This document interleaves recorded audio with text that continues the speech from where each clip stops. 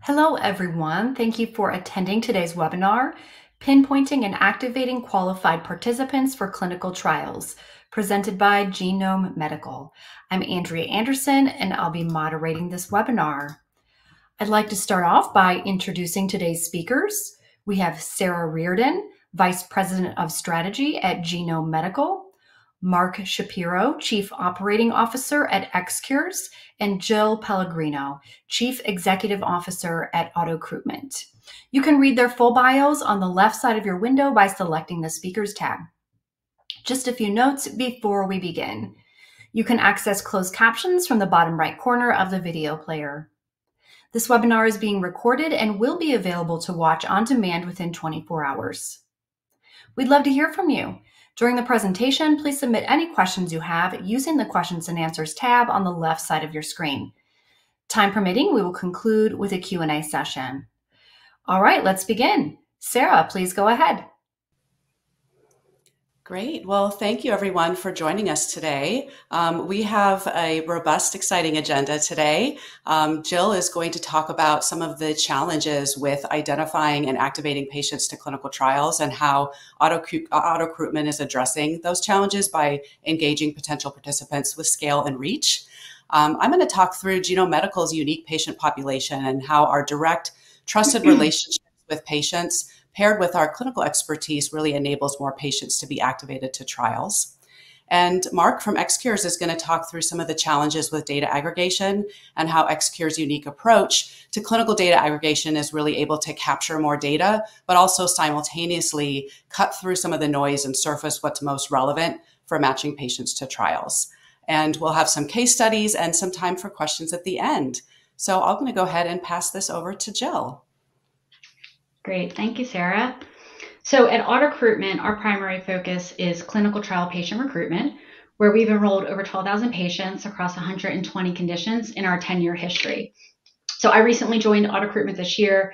Prior to that, I have 17 years experience in patient recruitment, where I was most recently at CVS Health and then previously at Accelerated Enrollment Solutions. So this is a topic that's very near and dear to my heart that I've been focused on for a very long time.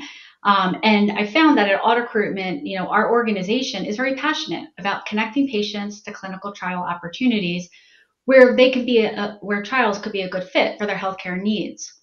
And the reason why we're so passionate about this is because enrolling clinical trials efficiently is a challenge for the industry.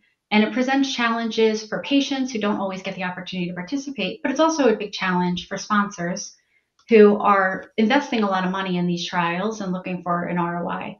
So we see from some of the research that on average, 80% of clinical trials face delays that are driven from enrollment. And from those delays, we see that about the average timeline lost is about 12 months. We also see that of the clinical trial sites that are engaged to participate in trials and contribute patients, that about on average, 11% fail to enroll a single patient. And then from that, unfortunately, about 55% of trials get canceled, and those drugs never get a chance to make it to patients or into the market because they're having such challenges with enrollments. So you can see where the consequences are pretty substantial.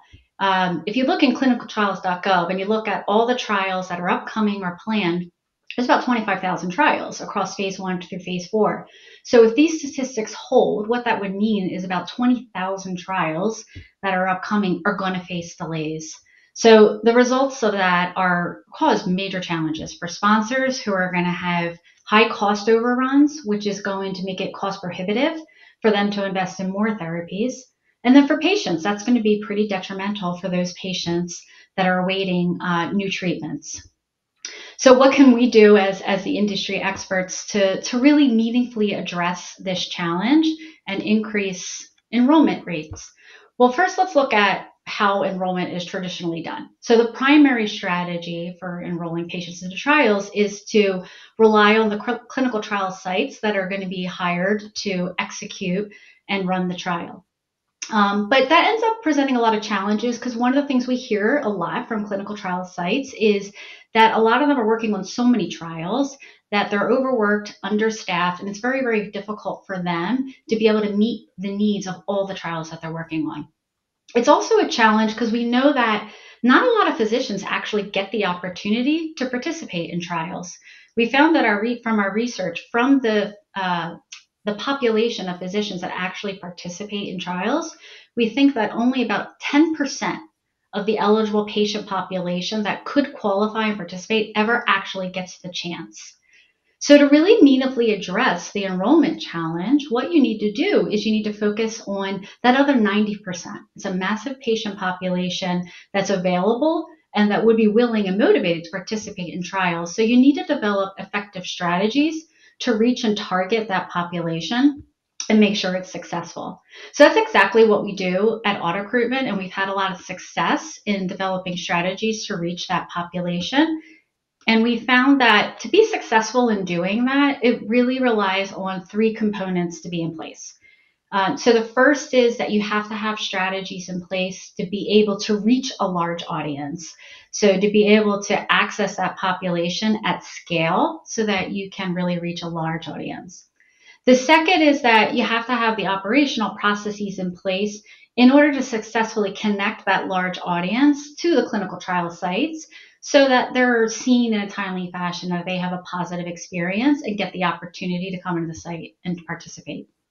And then the last is, protocols have very challenging inclusion-exclusion criteria, and depending on the disease state that you're looking for, that criteria can be very, very narrow, like looking for a needle in a haystack. So it's really important that you have qualification services in place so that you can qualify that population and find the most qualified and eligible patients to put into a trial. So if we look at that first component, which is being able to reach a large population, so at Recruitment, the way that we do this is we deploy digital advertising, and we work across many different outlets. We work across hundreds of different digital advertising channels to be able to reach a large audience. And we've seen in the time that we've been doing this that we've been able to reach 247 million people that have raised their hand and expressed interest in participating in a trial. And by being able to reach that audience, we've been able to randomize 12,000 people into trials through those efforts. And for those trials that we've worked on, we've found that we're able to increase the rate of randomizations by at least 2 to 3 times.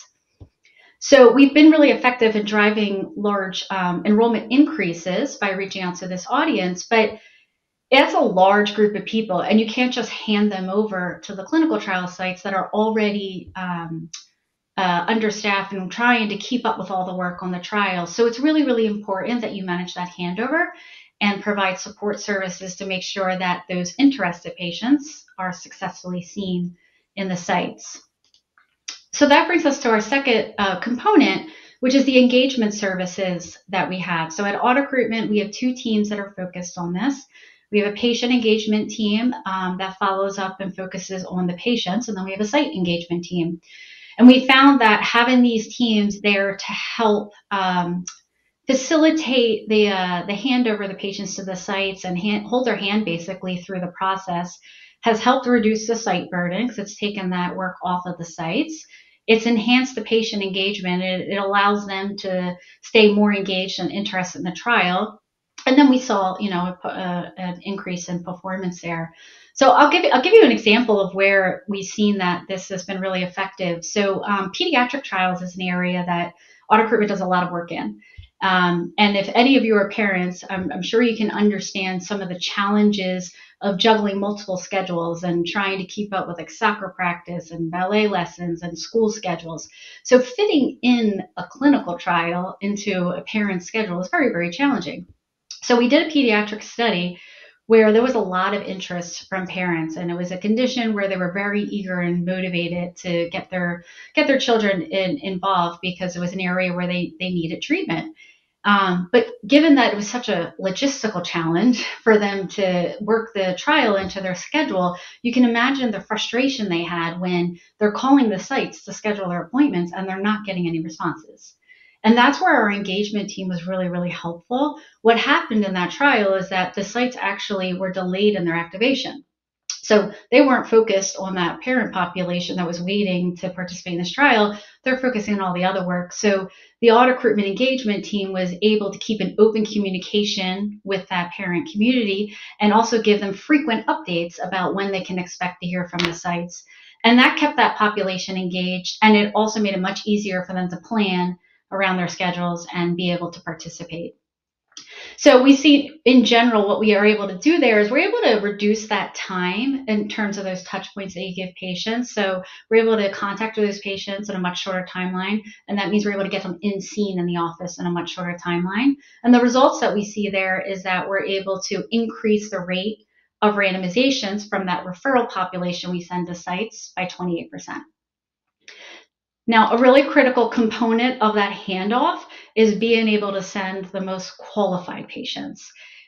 This really increases the opportunity for that patient to be enrolled in that study, and it makes it a much more positive experience for both the patients and sites if we're only connecting the patients that are eligible for the studies. So at Auto Recruitment, we have three layers of pre-screening that we offer. So we have an online pre-screener that patients are able to fill out right after they respond to the ad.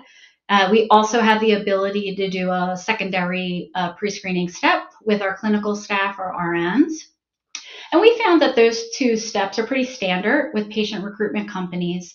And they're effective, but they're also a little limited depending on the disease states that you're working in and how complex the protocols are, because you can't always rely on patients to self-report their medical history to see if they're eligible.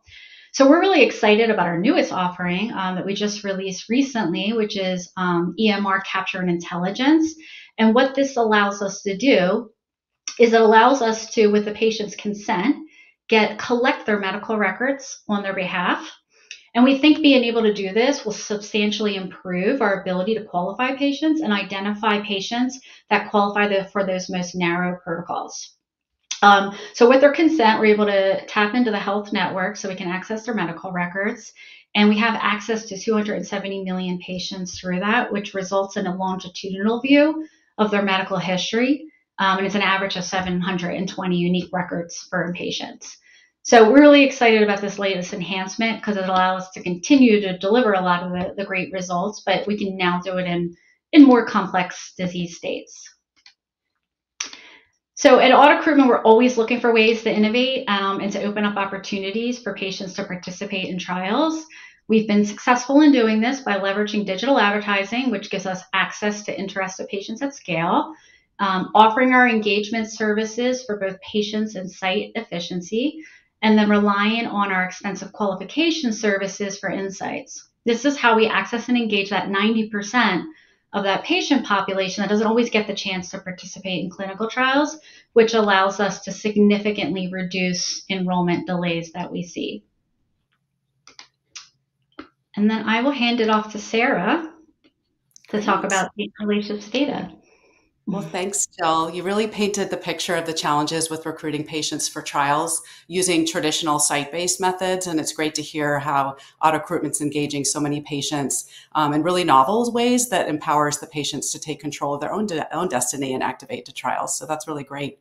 At Genome Medical, we are also leveraging direct relationships with patients to introduce a novel way to identify and engage patients that could qualify for trials. And we really think it's this trusted patient-provider relationship, as well as the data we have access to with our unique patient population that really enables this service. And so at Genome Medical, our mission is to enable a world where everyone's health is informed by genetics. And we are a nationwide telegenetics company that provides genetic counseling, genetic test review and authorization, and clinical education to patients across the US and Canada. And in case anyone on this webinar is not familiar or overly familiar with genetic counseling and what that is, genetic counselors have advanced training in medical genetics and counseling. And so we can guide and support patients seeking more information about how inherited diseases and conditions might affect them or their families. And we can interpret genetic test results based on personal and family medical history. And so our patients come to us from a variety of settings. We work with a lot of health systems and hospitals and clinics. that may not have their own genetic counselors, or may have genetic counselors, but not enough genetic counselors to see all the patients. And so Genome Medical can help them reach all of their patient population. We work with genetic testing laboratories. We also work with biopharma who have sponsored testing programs in place or need genetic counseling support for their clinical trials. And so by serving a diverse patient population with our core genetic services, we're then able to work directly with biopharma, CROs, and patient recruitment organizations in activating more patients to trials. And at Genome Medical, we are the largest US provider of telehealth genetic services. We have more than 65 clinicians on staff, and these are certified and licensed genetic counselors, medical geneticists, and pharmacists. But we're also not only high in numbers of clinicians, but these are also deeply experienced clinicians with an average 10 plus years of clinical experience per clinician. Our clinicians serve across a range of clinical specialty areas that you'll see on the right. And so it's not only a breadth of expertise here, but also a depth of expertise. Our clinicians hail from some of the top academic medical centers and really have deep expertise in all of these clinical specialty areas. And typically, we're able to see patients within 1 week. Often patients will wait many, many months to get a genetics appointment for their local provider. And so it's really great that we're able to see patients very quickly and get them the services that they need. And at Genome Medical, we're really proud of not only the number of patients that we see and how quickly we can see them, but also the depth and quality of those interactions. So we have a 94% patient satisfaction rating. Probably many of you are familiar with the NPS or Net Promoter Score, but essentially these scores range from -100 to +100. Anything above 20 is great, and anything above 50 is amazing. So we're in the 80th percentile, which really is at the top of the percentile there. And so we see patients from all over the US at a rate of about 6,000 new patients each month. So our patient population is very rapidly growing. When patients schedule their genetic counseling session with Genome Medical, they have the opportunity to opt in for recontact for clinical trial and therapy opportunities. And we're seeing more than 90% of our patients opting into that service, which really demonstrates how excited our patients are about potential trial opportunities and the trust that they have in Genome Medical to be able to reach out to them for these trial opportunities. Patients are referred to us for a variety of health concerns. These broadly fall into 3 categories. So about 40% of patients come into us with an oncology indication or a family history of inherited cancer. About 30% come in for a rare disease indication. And this makes our population particularly unique because we're seeing essentially hundreds of new patients with a rare disease indication each month. And of course, these patients are can be very difficult to find because of these rare diseases, and they are inherently small patient populations. But I also want to emphasize that although patients may come to us with concerns in a variety of disease areas, we can still identify and activate patients for trials in a whole host of therapeutic areas. So for example, we may see a patient that's concerned about her family history of breast cancer, but that patient may also have a diagnosis of asthma and rheumatoid arthritis. And through our partnership with XCures, we're actually able to access longitudinal medical records for all of our patients, and then utilize that data to enhance the clinical care of our patients. And so this means that we can actually identify and match patients to trials in virtually any therapeutic area. And so a little bit more about what this process looks like. A trial opportunity will come to us. Many of these, Jill mentioned that these can have long lists of inclusion and exclusion criteria. And we can use a variety of data sources that we have access to identify patients who are pre-qualified. So at Genome Medical, because we are ordering genetic test reports or genetic testing or providing counseling about genetic test results, we have access to all of these genetic test reports. These can be sometimes difficult to find in the EHR. They're often PDF reports buried in the media tab. So it's really a rich data source that we have. Our counselors also take detailed medical and family histories with all the patients that they see. So we have access to that very rich phenotype information. And then I mentioned our partnership with XCures, where we are able to access longitudinal medical records for all of our patients at all of the care sites that they're seeing. And so we can utilize this data to match patients against inclusion and exclusion criteria. And then our counselors can do an additional round of clinical review to verify that patients are appropriate for the trial criteria. We then, once patients are identified, we can activate those patients to the trial opportunity. And this works with our clinical team reaching out directly to patients. And this is a combination of phone and email. You can imagine that when your provider reaches out to you by phone or email, you typically answer. We do have that direct provider relationship with patients.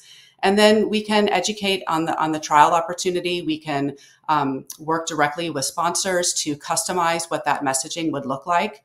And then connect the patient directly to the trial opportunity. And that could be connecting directly to the clinical site, to the CRO, or to the enrollment link to the pre-screener. And because we have this trusted relationship with patients, we are their trusted provider, we already know their medical history and their genetic test results, we're able to have discussions about trial opportunities in a much more personalized way. Our team of genetic counselors, of course, is also fluent in medical terminology, which really helps to translate these trial opportunities to patients in ways that they can easily understand. And so Jill talked through some of the common challenges with trial recruitment. There's a lot of them, and I'll highlight just a few here. She mentioned the complex inclusion-exclusion criteria. And because we have such rich clinical data, the complete medical records from all the sites the clinical sites that they're seeing, we're really able to match patients to trial opportunities, even when there's a very long list of inclusion and exclusion criteria. We know that patient understanding and distrust of clinical trials can really be a real barrier to patients wanting to enroll. And again, our direct relationship with the patient, our ability to translate complex medical terms and speak in a very personal way with our patients really helps overcome that barrier of distrust and lack of understanding. Geographical distance to clinical trial sites can be a real barrier. Many patients live far away from sites. We, of course, know the location of all our patients, and so we are able to prioritize outreach based on patient location. And for trials that have a decentralized or a hybrid approach and are really maybe looking for those patients in rural areas or underserved areas, we can prioritize recruitment based on those locations. And with rare disease, we know that these are very small patient populations at Genome Medical because we see about 30% of the patients that we see come in for a rare disease indication, and we're seeing hundreds of these patients a month. It really does give us the opportunity to match patients to rare disease trials when otherwise these patients can be very difficult to find. And so as speaking of rare disease, as a genetic counselor, I've been in the field I'm dating myself, but for about 20 years. And it's really exciting and inspiring to see the progress that is being made in developing therapies targeted for rare genetic diseases. When I was in grad school, I was studying the molecular basis of a rare genetic condition called Rett syndrome. This is a condition that primarily affects little girls and their parents, and really must watch their child lose speech and motor skills over time. And it's a very difficult diagnosis for a family to face. And at that time, when I was in grad school, the causal gene had actually just been discovered. So we could finally test and diagnose families, but there was no hope of treatment. And now, 20 years later, we have one therapy that was recently FDA approved for Rett syndrome. We have other therapies that are in the pipeline that are being developed, including gene therapies. And so for clinicians like me, for patients and families with rare disease, this is just a really exciting time. Yet there are really a lot of challenges with recruiting patients for rare disease trials. these are small patient populations, and it can be really difficult to find the right patients. This causes delays in trial timelines, which ultimately delays these really needed and life-saving therapies to getting to market. And so I wanted to share one case study of a rare disease clinical trial when Genome Medical was able to help identify patients. And so this sponsor has an active trial for an ultra-rare genetic disease. So a disease is termed rare if it affects less than 1 in 2,000 people. A disease is termed ultra rare if it affects less than 1 in 50,000 people. And so it can be hard to conceptualize those numbers. And Jill mentioned the needle in the haystack analogy, which we commonly use. I watch the Super Bowl every year. I don't encounter very many haystacks in my daily life, but I do watch the Super Bowl every year. And this is like finding one patient, one person at the Super Bowl. And the other challenge, other than this numbers game, is that for the symptoms of this particular disease, as well as actually many rare genetic diseases that present in adulthood, actually, is that the symptoms can mimic other symptoms of other more common health conditions. So it can be hard to recognize that these patients may have a rare genetic disease. They're often not tested and then essentially undiagnosed. And so this is for a phase 3 trial. The sponsor was coming close to meeting their enrollment target of 50 patients, but we're hoping to enroll those last few patients and hopefully even wrap up enrollment for their trial early. And so we were able to search our patients. We found that we had 35 patients with genetic testing results that included the gene of interest. One complexity with the gene that causes this disease is that different variants within the gene can cause completely different diseases with different symptoms. So expert clinical review was necessary to validate that the patients had the right type of variant within this gene and had the matching clinical symptoms. And so we underwent medical review and were able to identify 4 of these patients that did have the right causal variant and the disease phenotype. One of those patients was too young to participate in the interventional trial, and so we were able to deliver 3 patients that are eligible for this trial, and we'll now be reaching out to activate these patients. And this search was all completed within a week, so a really great opportunity for this sponsor to get those last few patients for this ultra-rare disease enrolled in their trial. And as a genetic counselor, I love that we can help rare disease trials achieve their recruitment goals and ultimately, hopefully, get these needed genetic targeted therapies to market faster.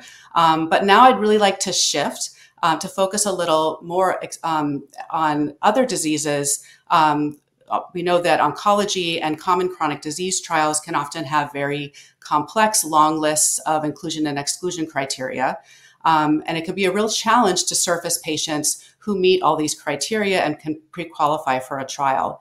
So I'm excited to turn it over to Mark, who's going to talk about XCure's really innovative approach to pulling, structuring, and searching medical record data to identify these eligible patients. Thank you, Sarah, and thank you, Jill, for allowing me to be here with you guys today. I think one of the unifying themes here for us is at XCures, we set out to try and help molecular tumor boards figure out what the right treatment options were for patients with advanced cancer. The challenge in that setting is trying to prepare a complete and accurate case summary for those tumor boards that includes the relevant information, as well as generating seeding options for discussion, which often include clinical trials. What we found when we began was that it would take us typically 10 days to 2 weeks to receive records by fax. Oftentimes, those records did not include all of the relevant information from radiology and pathology that we needed. And the time that it took then to prepare the case from those faxes meant that by the time the tumor board was able to meet and review the patient's case, the time to treat had actually passed. So after a couple of years and several hundred molecular tumor boards, we started working to implement a more electronic solution. And that meant connecting with the health information networks in order to gather that information electronically.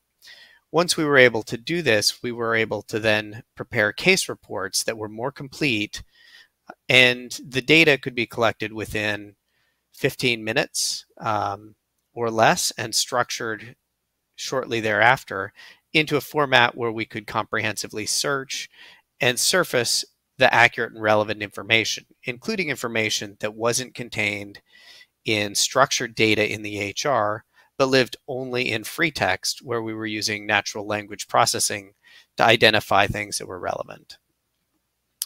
This really had a big impact on our ability to help those tumor boards with their services to patients, and that activity continues today. But what we found in the process is that this is a common challenge that clinicians and clinical organizations helping patients face: the ability to figure out what's been going on with that patient in the past and prepare for an upcoming clinical encounter using that information. So when we began XCures, the goal was really to find better ways to help patients and expose the patients with information and expose information to their physicians that was relevant to future treatment decisions, including, importantly, clinical trials. Today, we call this right patient, right treatment, right time. And the idea is that we want to make sure that the information exists to help people make the most important, informed decisions for their patients. So today, our platform has evolved quite a bit from where it was 5 years ago. Believe it or not, we still process faxes and document images today. I think probably about 20 to 30% of the total documents transacted today is still in those older document formats. But with the rapid accessibility of structured data, we can now retrieve information from almost any site of care across the United States within 15 minutes or less. And despite the fact that there are several hundred different EHR systems without common data models, we're able to aggregate and organize that into a common data model that enables these value-added services for clinicians, such as finding and structuring clinically relevant information in preparation for a case encounter. And once that information is available, it's easily searchable by the clinicians in order to find things that are relevant for trial matching. And that structured data exists and is available for future use for these organizations that are then trying to recontact their patients. They can easily find patients who meet certain criteria. And that's the structured piece of this workflow. This represents several years of work, but for us today, the vast majority of the patients we work with, we're actually supporting their clinicians rather than doing direct work through tumor boards. And one of the key things is to help them identify treatment options, including clinical trials. We try to prepare this in a simple visual summary. So a typical patient record could be hundreds or thousands of documents. Those documents exist in many different formats without a common structure or common metadata. And by metadata, we mean even the document types. The same type of document might be described 70 different ways in a patient's record. So our goal is to disambiguate all of that information and put it into a longitudinal timeline, what we call a care journey or a patient journey, that describes for the clinician when they go into the encounter, what was the diagnostic odyssey for this patient? What treatments have they tried? How long were they on those treatments? What kind of diagnostic tests were performed? And this includes the ability to surface things, as you mentioned, Sarah, like coded genetic information, which is often simply stored as an image within the patient's record. We are structuring that so that people can search for and find the genetically relevant features for that case, and in that way be much better prepared for their clinical encounters.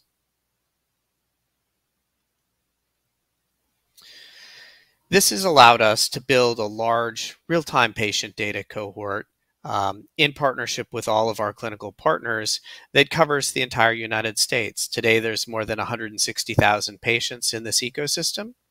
They've been treated in all 50 states. And while this looks a little bit sparse, we're trying to limit the dots on this to places that have several patients for de-identification purposes. But the take-home message here is that we're serving patients across the United States, generally in proportion to where patients actually live in the United States.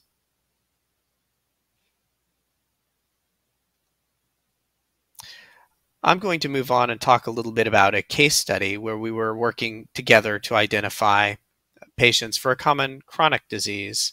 So as I mentioned, our focus began with oncology, but we quickly learned that cancer patients have many different conditions, and it was important to be able to surface all of the relevant medical history for those patients, which means understanding all of the chronic conditions that are going on with those patients. In this case, we were collecting data as part of our clinical support for an organization that was recruiting for an interventional asthma study. This was a phase 3 study, and asthma, as you know, is a common chronic disease, but it's not necessarily an easy disease to recruit for in clinical trials.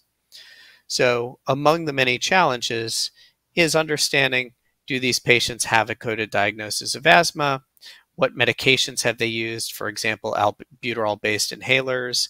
And do they have any exclusionary criteria or any conditions that would preclude them from safely participating in a clinical trial?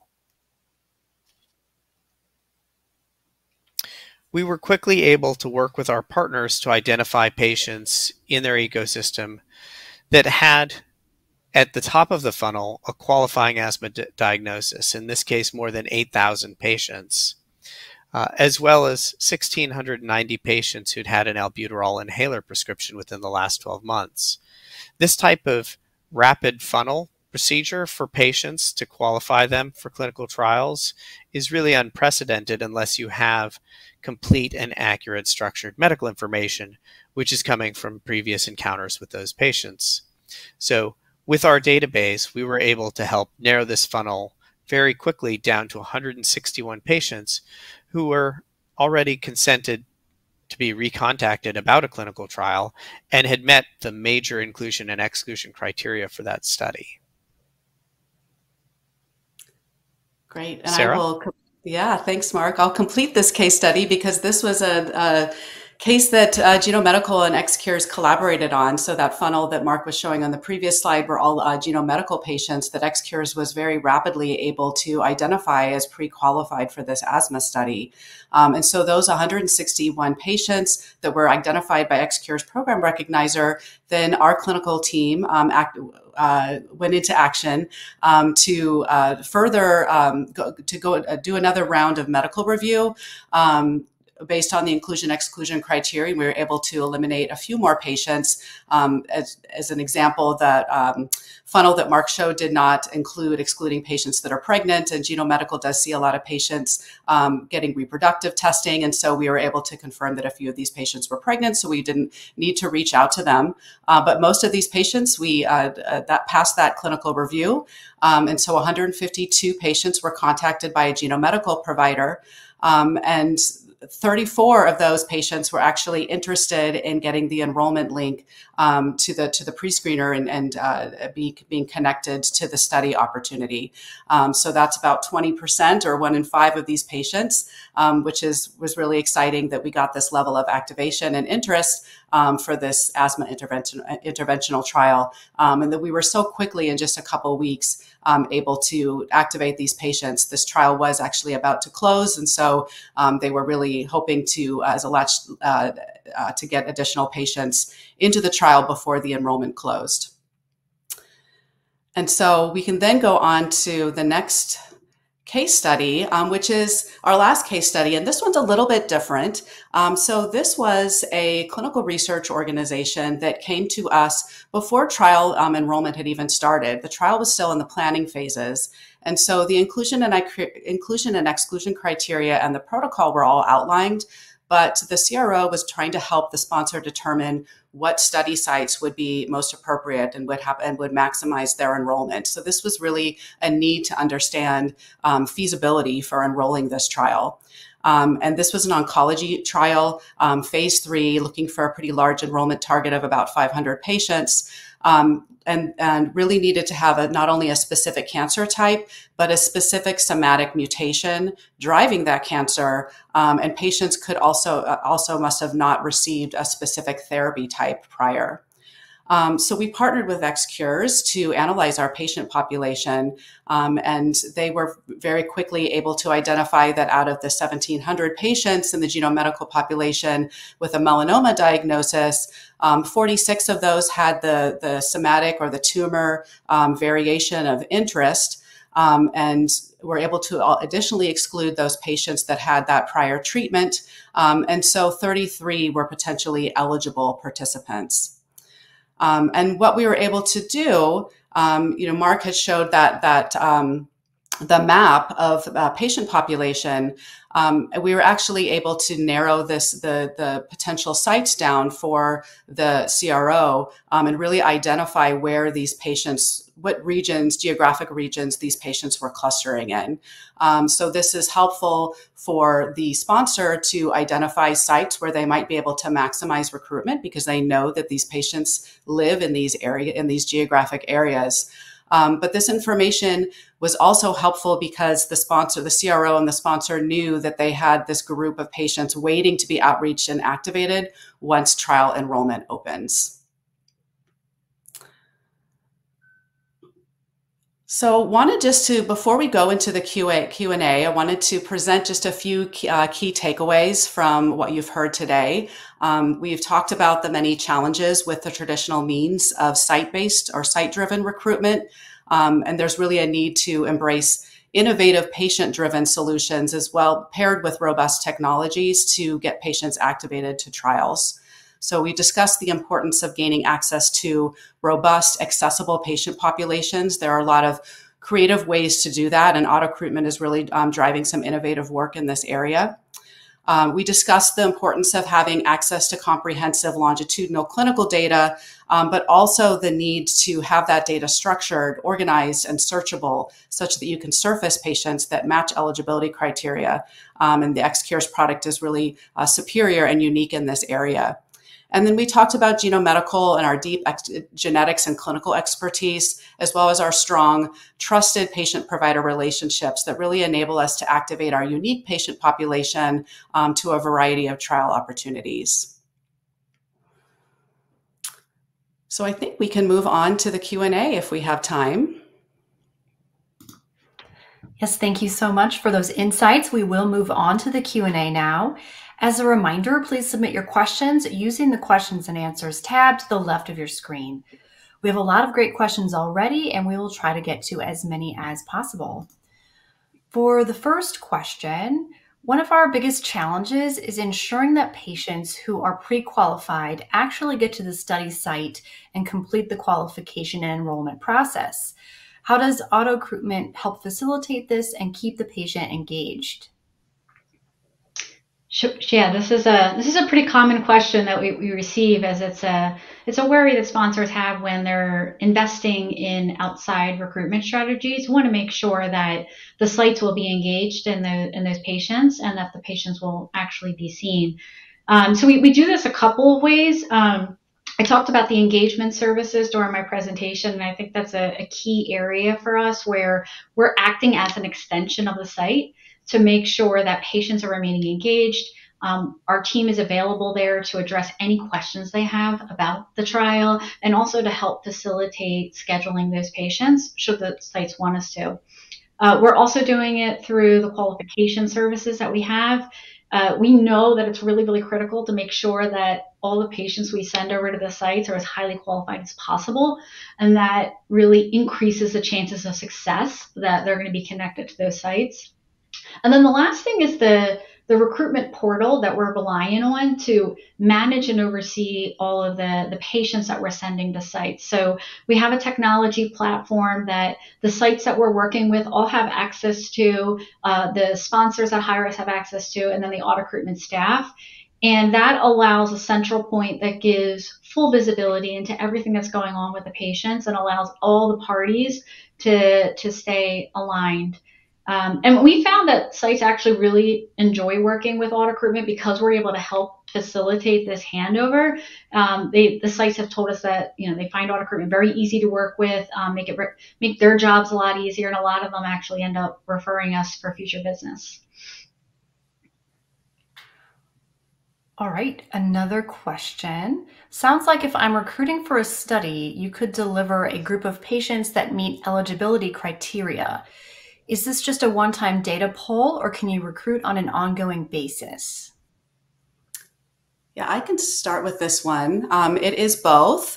So we've definitely worked with a lot of trials where we're able to identify a large group of patients that meet eligibility criteria. We can reach out, activate those patients right away. So the sponsor is able to get a large group of patients immediately activated to their trial. But because at Genome Medical, we're seeing 6,000 new patients every month, we're continually authorizing these patients in for recontact about trial opportunities. We're continually sending our patients to XCures, and they're able to pull medical records for these patients. And in fact, not just once, but even retap the Health Information Exchange to pull additional patient records over time. We are able to recruit patients on an ongoing basis. And so, Mark, I don't know if you had anything to add there about, how XCures is really able to pull records on an ongoing basis and analyze them. That's right. So, we're constantly trying to support our clinical sites with information that's relevant to their patients. As it relates to this type of situation, when there's this provider-patient relationship and new information is necessary to deliver something for the patient, we can make updates to that data and provide that information to you guys for support for these types of trial activities. For me, I think it's really important to note too that this isn't just a service that's of benefit to patients, but it's also an obligation that, particularly in oncology, clinical trials are part of the guideline recommended standard of care, but only a tiny fraction of eligible patients actually get that. And it's because clinical organizations don't have this data structured and they don't have the systems in place that you guys have implemented in order to try and ensure that their patients are actually getting that standard care. Yeah. All right, another question. We already get alerts from a genetic testing lab partnership when patients have a positive test that would make them eligible for our phase 3 clinical trial. How is Genome Medical's service different? Yeah, this is a great question. It's one that we get a lot. And it really comes down to our direct relationship to the patient as a healthcare provider with authorization to recontact the patient directly and educate them for a trial opportunity. So that's very different than a situation where you're providing an alert that a patient is eligible for a trial or has a particular genetic testing result in a certain geographic area or at a particular health system. Because we are reaching out to patients directly. We can also reach out to providers and have that peer-to-peer interaction with the patient's provider and discuss with them the trial. So it's really then kind of a two-sided approach to getting that patient and their provider activated and engaged in the trial. So just a very much more personalized approach of being able to connect with patients directly. And if I can add to that, our experience has definitely reinforced that those types of alerts coming from labs may say, Dr. Smith has 50 patients with this actionable gene variant, but we can't tell you who they are. And Dr. Smith, of course, is busy and doesn't necessarily have the time to go through that list and reach out to everyone. Whereas if you have this activated direct patient relationship, the yield is 10 to 50 times higher. And that's been our experience supporting other sponsors with clinical trials. All right, more questions. Here's one. We work with a data partner that has both open and closed claims data. How is XCure's data different or better than this? I think our approach is different. I like to think it's better. Our focus is on data that's in the EHR, which is going to be typically more recent, so more current than what's in open or closed claims. And that data is going to be much more granular because it's been developed for clinical use. So our data would include things like genomic information or sequencing information, features and things from notes that are much more complete and accurate than what you might infer from claims data. And the recency allows you to act on it in time to do something. So certainly with some clinical trials, there's a long window of opportunity, but with oncology clinical trials, it's a short window of opportunity as a patient is progressing from one therapy and they need to start another therapy quickly, or the tumor is growing unchecked. So that's where we think any of those sort of narrow window of opportunity situations, this type of data is superior. All right, another question. Can you discuss the advantage of services like these compared to doctors referring patients for trials if we already know that they're qualified? I can start. Jill, do you want to start with that one? Yeah. I think it's true that physicians have a much better sense of whether or not a patient is going to be qualified, but that's only the one piece of the puzzle. It's limiting in many ways. One, it requires the physician or somebody in their office to reach out to those patients and act on it. And that's a big administrative burden on that office, and they often don't do it. So unless they have dedicated staff that can do that can reach out to the patients, they're likely not actually introducing the opportunities as often as they can. So we always found that going direct to patient and not having that hindrance on the physician relationship ends up driving much more superior and faster results. And then also, as I talked about, if you're relying on physicians, there's not nearly as many, you're not getting access to nearly as many patients as there are. And that's really where we found that even if you don't have all that medical information up front, you can still drive a much larger population if you're going out wider than just the window of patients that the physicians have access to. And then once you get that motivated population who is interested, then you qualify them afterwards and checking their medical records and doing that pre-screening. Yeah, I'll just add to that. If we think about the amount of time that physicians have to spend in a typical patient encounter, it's maybe 10 minutes. And there's a long list of priorities that they need to cover in that limited appointment window. So it's really just not feasible to rely always on physicians, nurses busy physicians and nurses to activate patients to trials. And I think another issue was sort of the typical model. It's been a lot of reliance on clinical trial sites to do outreach at their local institution. But I saw a recent statistic that staffing right now is the #1 issue at clinical trial sites. People are leaving the workforce at a faster rate than people are coming in. This is particularly the case for principal investigators. So we just don't have enough staff at clinical trial sites for them to do that typical outreach that they would at the local level. So there's just a real gap where telemedicine and these broader recruitment approaches for activating patients can fill. If I can add one more piece to this, because I think it's such an interesting question. Academic studies have shown that physicians actually don't have a lot of inter-rater agreement on whether or not patients are eligible for clinical trials. And I think that speaks to the workload challenges that trial inclusion-exclusion criteria is complex.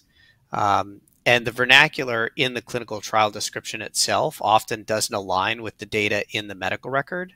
So it is what we would call like a high cognitive load task for physicians to do that. And it is a low priority given all the other commitments they have to make. All right, we have time for one more question. We had a lot of great questions today and couldn't get to them all, but we will try our best to get back to everyone who submitted personally after the webinar.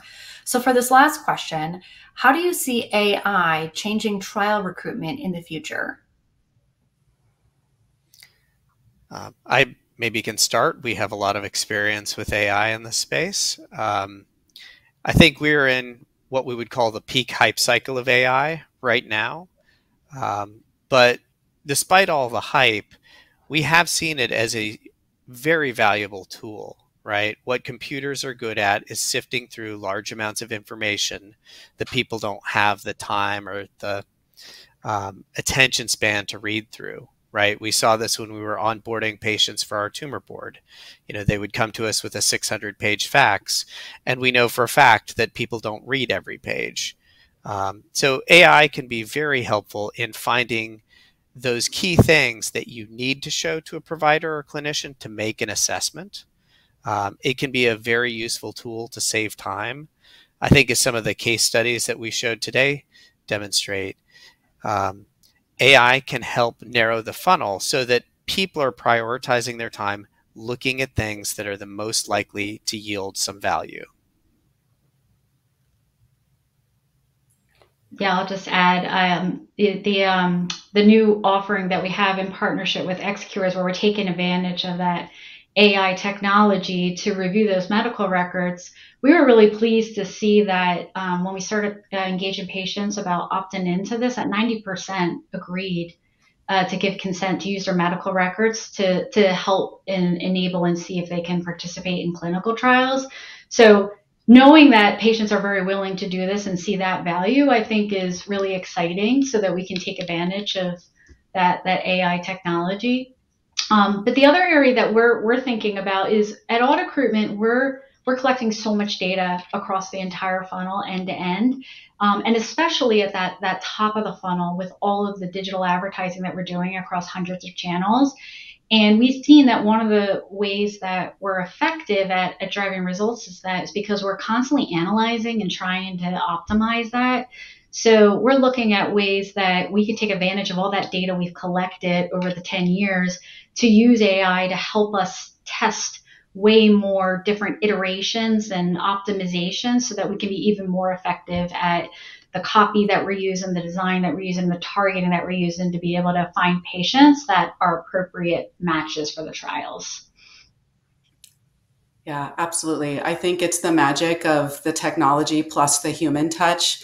When we identify these patients through some of the funnels that we showed in our case studies, we get to a much more highly qualified patient population. And so we're only reaching out to patients that are highly qualified. That results in greater patient satisfaction because they know that they're that much more likely to be qualified for this trial, and will have less dissatisfaction about finding out that they're not eligible later, and having those false hopes up. So I think that technology piece is critical. But then when we have the human touch and we're reaching out to our patients individually, talking to them about the trial, educating them about that helps kind of just cross that last mile, where we're overcoming patient fears and reducing any education barriers. Great. Well, thank you for attending this Fierce Biotech webinar and submitting so many great questions. I'd like to thank our speakers for participating and Genome Medical for presenting today's webinar. A recorded version of this webinar will be available for you to access within 24 hours using the same audience link that was sent to you earlier. Thank you again for joining, and we look forward to seeing you at future events.